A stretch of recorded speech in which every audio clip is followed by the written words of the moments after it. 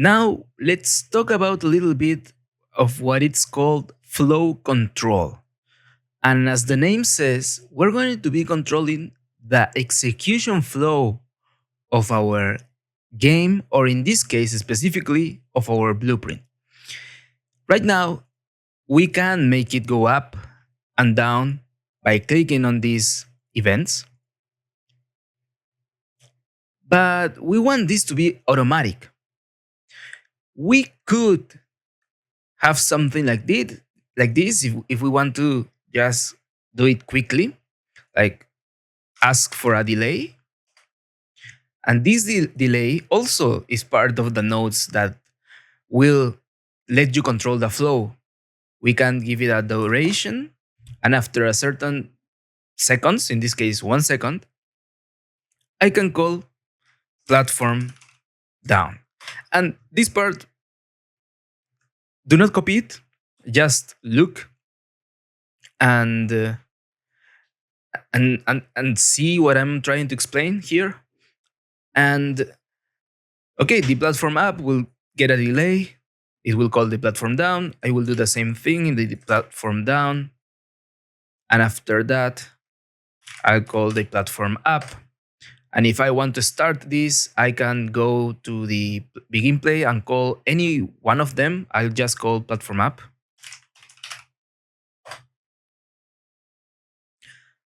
And let me just delete this so we can have it on one screen, right?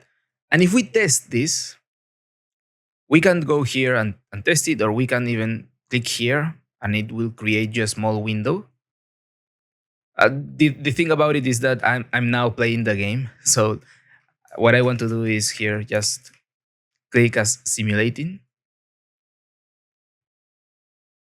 They will move. And we can see the flow of execution. If we go back without ending the simulation, if we go back to the blueprint, and here we can select any of those platforms. So we can see that, okay, we are running the platform up, we start the delay, then platform down, and this gets run. There is a delay, and then we go back here. We can see the flow of the execution, right? This is, I mean, it's fine.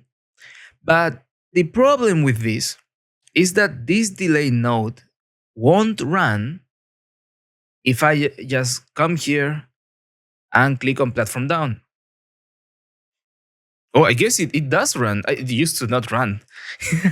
Well, I'm learning something new, but okay, this is not something that you want to have on your editor. You don't want to have certain blueprints that are moving around without your knowledge, right? So I'm just going to break the execution pin here. So it's going, I want it to stop. Let's compile. And now it's going to stop. Yeah. So we don't want that. When we have any button here or any event that we want to do something with here, we want the execution to run and finish on the same click. Like, oh, I click here, I want it to finish there. So what I'm gonna do is I'm just going to remove this,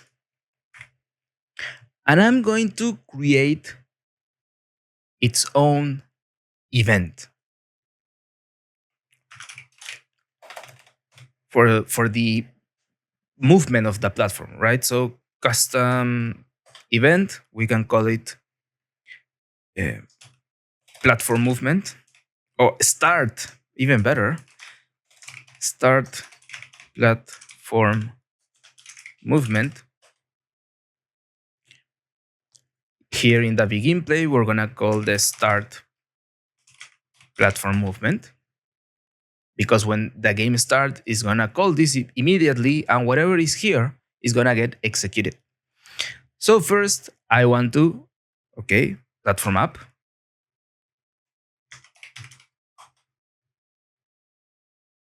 And after a delay,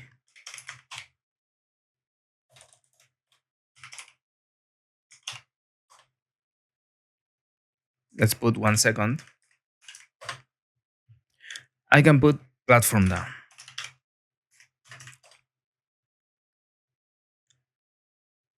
Now, immediately there is a problem, right? If you saw it, that's great news. If you didn't, don't worry. The problem is that, as we said before, this runs sequentially. This means that it will run the platform up once, then it will delay for 1 second, and it will run the platform up, and then it will run the platform down. But only once. If I wanted to run this platform up again, I would need to do something like this. And that's just not good programming, because we would need to copy and paste the amount of times that we want this moving platform to move up and down, and that's not maintainable. So whenever you face this type of project, you need to ask yourself, okay, I don't want to modify any of these events.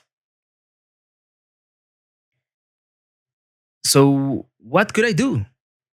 Well, once you detect something that gets done over and over again, like in this case, delay, and then something else happens, you are ready to control the flow. Why? Because you are just identifying things that need to happen before um, before the actual things that you want to create happens. So you're identifying the building blocks of the logic, and in this case it's very obvious. Like we want to either move it up or down and then wait. So how can we know if the platform is up or is the platform is down, right? That's the main issue. Well, we can compare the location to either the platform up location or to the platform down location, or even easier, we can set up a new variable that will hold that information. And when we want to have different paths of execution, let me just move this to the side and break the link either by right clicking and breaking the link, or by holding Alt and then left clicking. That also will break the link.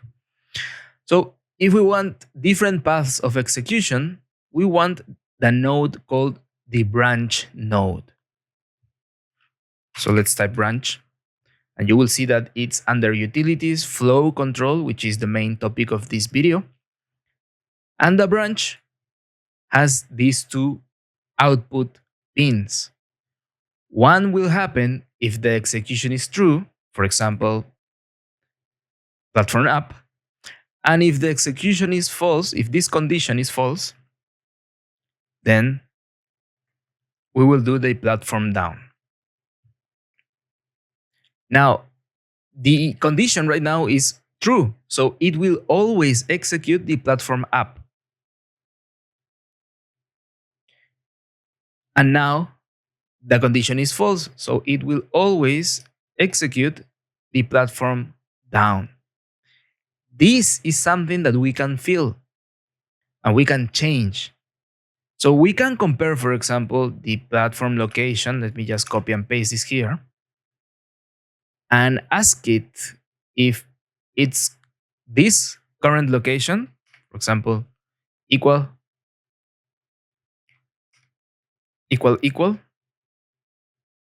and we can compare it to a number. The number should be, if I want to get information from the platform mesh, we have already learned how to do this. Get location, and we can get the relative location. And here we can split it, and we can get the C location. We haven't done this exactly before, but we know the fundamentals, that theory behind this, because we have speak about the components and how to get or set the information inside of it.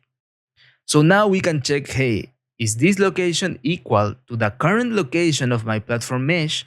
And if that is true, it means that we're currently up, right? So we could probably, it would be better to get the down location, because if we are in the down location and we connect it like this, it means that, okay, this is true, you're in the down location, I want to go up. If this is not true, then I want to go down. Now, in order to avoid this type of conditions and simplify things, it will be even easier. Let me just delete this. If we create another variable, for example, here, variable, and call it is platform. It could be down or up. I'm going to put down, or is platform in down state. Let's change the type of variables to Boolean, because I only want a true or false value. And when the platform is up, we will set this as false, because it's not in a down state. And when the platform goes down, then I will set it to true, because the platform is in a down state. Remember, very important part of the variable is the name of the variable, the type of the variable, and also, and let me compile, the default value. We go to the details panel and we will set it to true because we are starting our platform in a down state. Okay, perfect. Now, for this branch, we just need to send it our condition. So if the platform is in a down state, then we will go up. Otherwise, we will go down. After this is done, I'm going to add a delay. And because this delay will be the same, instead of just doing this, I can just use the same node. Let me just delete these other nodes. And what should happen after the delay? Well, we just need to call again this start platform movement. So let's call start platform movement. Now, save, compile. This start platform movement is starting when the game starts. And we just need to check, is it in a down state? It will go up, it will go down. Save, compile. Let's press play. Or, well, even better, just simulate this so we can see what's happening now. And yeah, it's working correctly, and I'm not affecting this other functionality that I had here. So we can reuse it very easily. If later on we want to change the movement, then we can do it here.